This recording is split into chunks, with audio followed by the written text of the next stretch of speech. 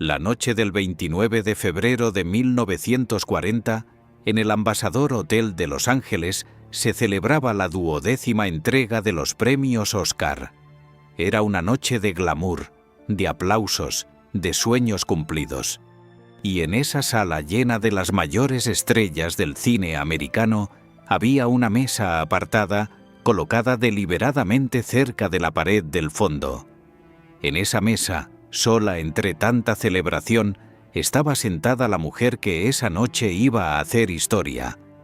Su nombre era Hattie McDaniel, y acababa de convertirse en la primera persona negra en ganar un Oscar en toda la historia de la Academia.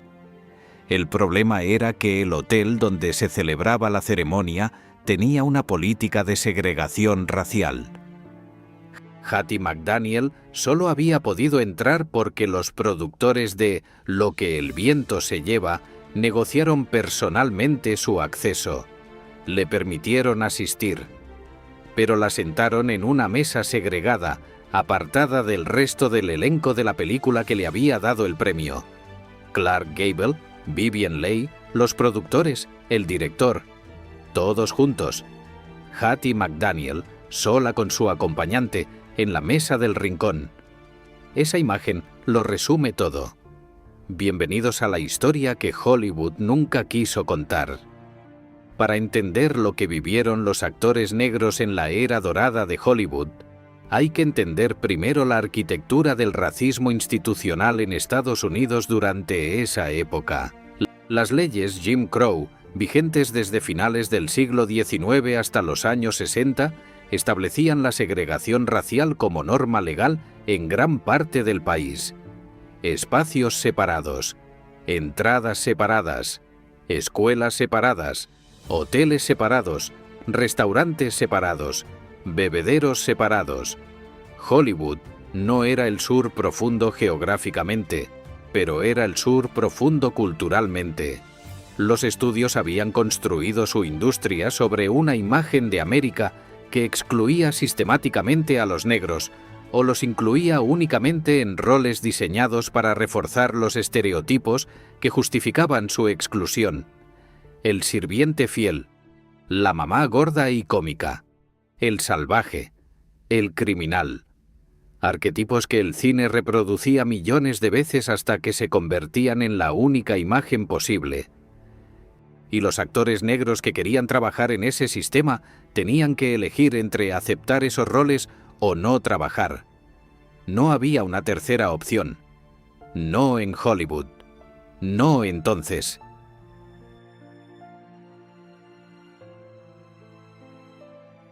¡1! Hattie McDaniel, la reina que Hollywood coronó y humilló la misma noche. Hattie McDaniel nació en 1893 en Wichita, Kansas. Era la hija de un predicador baptista y una cantante de gospel. Antes de llegar a Hollywood, había sido cantante de blues, actriz de radio y artista de vodevil. Era una mujer de talento extraordinario, de presencia escénica arrolladora, con una voz que llenaba cualquier espacio. Cuando llegó a Hollywood en los años 30, el único camino disponible para ella era el de los roles de sirvienta. Lo hizo con una dignidad y una habilidad técnica que superaba con creces lo que el material le exigía. Y cuando consiguió el papel de Mami en Lo que el viento se lleva, entregó una actuación que la Academia no pudo ignorar. Pero la comunidad negra de Estados Unidos estaba profundamente dividida sobre lo que representaba ese Oscar. La NAACP, la organización de derechos civiles más importante del país, criticó abiertamente a McDaniel por aceptar roles que perpetuaban la imagen del sirviente negro. El escritor y activista Langston Hughes la llamó la creadora de estereotipos más dañinos para su raza. McDaniel respondió con una frase que se ha citado durante décadas. Prefería ganar $70 por semana haciendo de sirvienta en el cine que ganar $7 por semana siendo sirvienta en la vida real.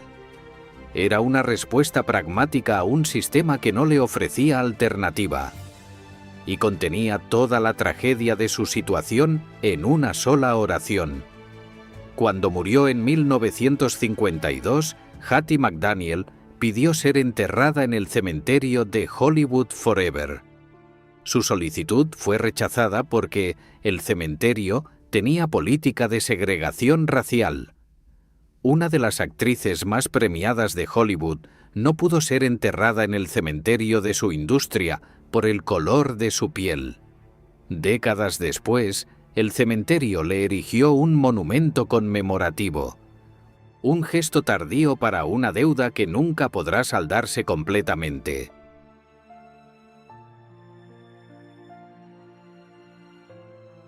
II. Dorothy Dandridge. El talento que América no supo. ¿Qué hacer con él? Dorothy Dandridge era, por consenso de quienes la conocieron y trabajaron con ella, una de las mujeres más hermosas y talentosas que Hollywood había visto jamás. Cantante, actriz, bailarina. Una presencia en pantalla que era imposible ignorar. En 1954 se convirtió en la primera mujer negra nominada al Oscar como mejor actriz por su papel en Carmen Jones, y Hollywood no supo absolutamente qué hacer con ella. El problema, según la lógica de los estudios, era que Dandridge era demasiado sofisticada, demasiado elegante, demasiado bella para los únicos roles que el sistema reservaba para las actrices negras.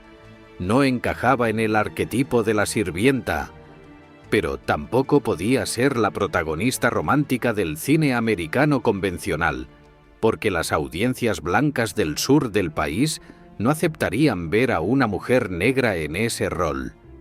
Era demasiado para un sistema y demasiado poco para el otro. Los contratos que le ofrecían eran una humillación constante. Roles secundarios en películas que no merecían su talento. Proyectos que se cancelaban cuando la financiación dependía de distribuidores del sur que se negaban a proyectar películas con una actriz negra en el cartel principal. Dandridge veía cómo proyectos construidos para ella desaparecían por razones que nunca se le explicaban directamente, pero que ella comprendía perfectamente. Su vida personal fue igualmente devastadora. Sus relaciones con hombres blancos generaban escándalos que los medios utilizaban para destruir su imagen. Su hija nació con daño cerebral severo y la atención que requería consumía los recursos económicos que Dandridge generaba con su trabajo. Cuando el trabajo empezó a escasear, la espiral fue imparable. Dorothy Dandridge murió en 1965 con 42 años. La causa oficial fue una sobredosis accidental de antidepresivos. Tenía en su cuenta bancaria menos de $600. La primera mujer negra nominada al Oscar como actriz principal murió sola y en la ruina económica. Hollywood la había usado hasta que dejó de ser rentable y luego la había abandonado.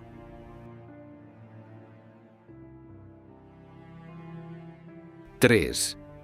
Lena Horne, la estrella que solo podía existir a medias. Lena Horne llegó a Hollywood en 1942 con un contrato de MGM que parecía histórico. Era la primera actriz negra en firmar un contrato de largo plazo con un gran estudio. Los periódicos lo presentaron como un avance, como un momento de cambio. La realidad fue considerablemente más oscura. El contrato de Lena Horne incluía una cláusula que ella no descubrió hasta más tarde, pero que definió toda su carrera en Hollywood. Sus escenas serían filmadas de manera que pudieran ser cortadas fácilmente de la versión de la película que se distribuiría en los estados del sur. MGM la contrataría, la pagaría, la filmaría. y luego borraría su existencia de la copia que verían las audiencias en Alabama, Mississippi, Georgia y Luisiana. Lena Horne actuaba para ser invisible en la mitad del país. Sus números musicales en películas como Cabin in the Sky o Stormy Weather eran filmados como secuencias independientes, sin conexión narrativa con el resto del film, precisamente para facilitar ese corte quirúrgico. Era talentosa, era fotogénica, era una estrella, y el sistema la había diseñado para poder borrarla sin dejar cicatriz. Fuera de los estudios, la vida de Lena Horne era un ejercicio constante de humillación logística. Los hoteles donde se alojaba el elenco blanco de sus películas no la admitían. Cuando MGM organizaba giras de promoción, Horne tenía que buscar alojamiento en casas de familias negras locales o en los pocos hoteles que aceptaban huéspedes negros, mientras sus compañeros de reparto dormían en el hotel principal. Lena Horne abandonó Hollywood en los años 50. Se volcó en el activismo por los derechos civiles, participó en la Marcha sobre Washington de 1963 y construyó una carrera en Broadway y en los escenarios musicales que le dieron la libertad artística y la dignidad personal que Hollywood nunca le ofreció. Vivió hasta los 92 años y nunca perdonó completamente a la industria que la usó y la borró al mismo tiempo. ¿Por qué borraban a los actores negros de los carteles? El fenómeno de la eliminación de actores negros de los materiales promocionales de las películas es uno de los aspectos más documentados y menos conocidos del racismo sistémico de Hollywood. Funcionaba de manera simple y brutal. Cuando una película con actores negros en roles significativos se distribuía en estados con leyes de segregación, las empresas distribuidoras exigían versiones alternativas de los carteles promocionales. Los diseñadores gráficos de los estudios tenían la tarea específica de producir 2 versiones de cada cartel, una para el norte y una para el sur. En la versión del sur, los actores negros desaparecían. Eran literalmente borrados del material, recortados, sustituidos por fondos neutros o por otros elementos gráficos. Un actor podía tener un papel protagonista en una película y no aparecer en ninguno de los carteles que se colgaban en las fachadas de los cines de media América. Su nombre no aparecía en los anuncios de los periódicos. Su cara no existía en los materiales de marketing de su propia película. Era una forma de segregación tan sofisticada que la mayoría de las audiencias blancas del norte nunca supieron que existía, y las audiencias negras del sur aprendieron a verla como una normalidad que no lo era.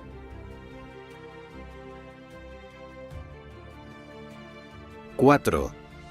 Paul Robeson, el hombre que se negó a callar. Paul Robeson era quizás el hombre más talentoso de su generación en cualquier disciplina que eligiera.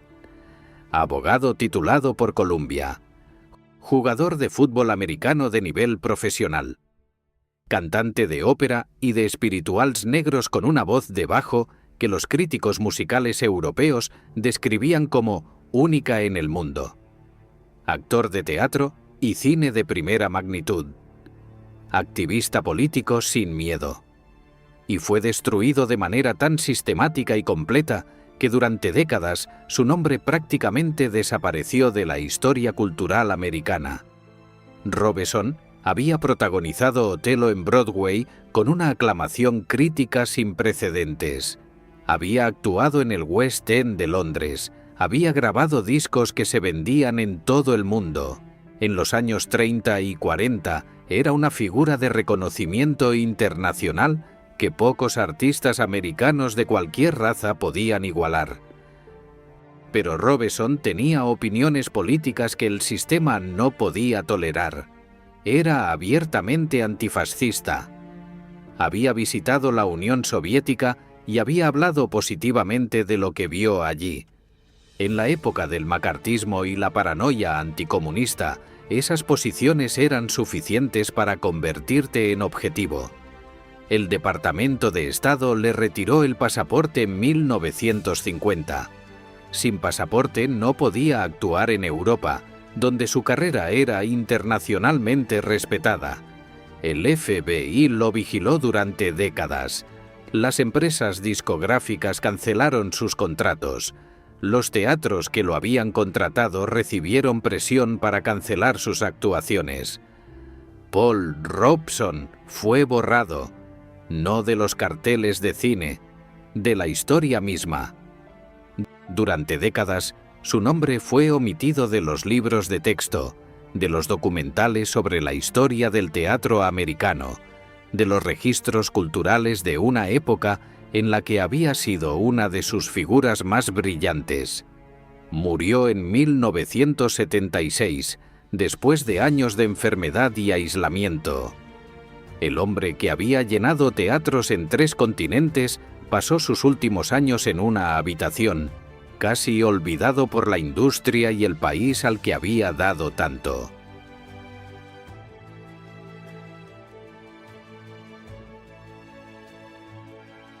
¡5! Sammy Davis Jr., la estrella que pagaba con dignidad su entrada al escenario.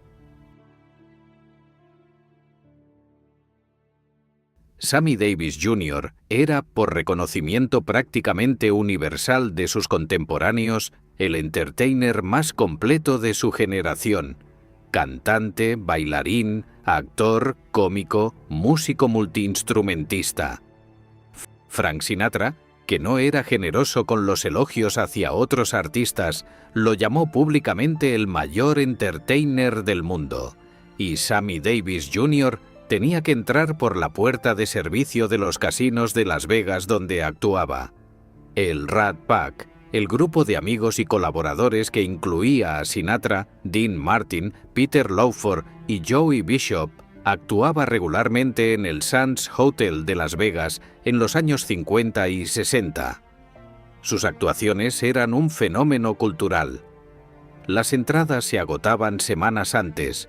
Los ricos y poderosos de América volaban a Las Vegas específicamente para verlos.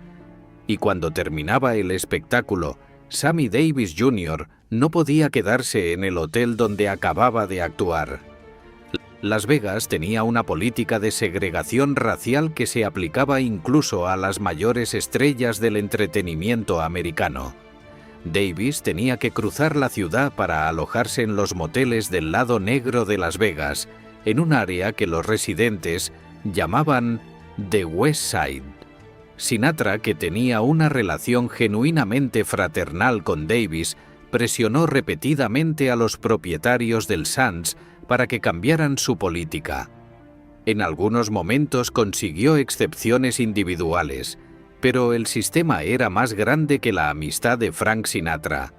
Lo que hacía la situación de Davis particularmente compleja era que su presencia en el Rat Pack era utilizada por algunos como evidencia de que el racismo en el entretenimiento estaba siendo superado. La imagen del grupo interracial de amigos era poderosa simbólicamente. Pero Davis sabía mejor que nadie que una amistad personal, por genuina que fuera, no cambiaba las estructuras. Podía cenar con Sinatra. No podía dormir en el mismo hotel.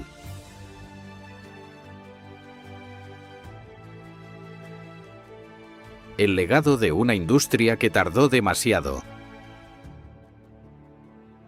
La historia del racismo en Hollywood no es solo la historia de decisiones individuales de hombres malvados. Es la historia de un sistema que funcionaba exactamente como estaba diseñado para funcionar.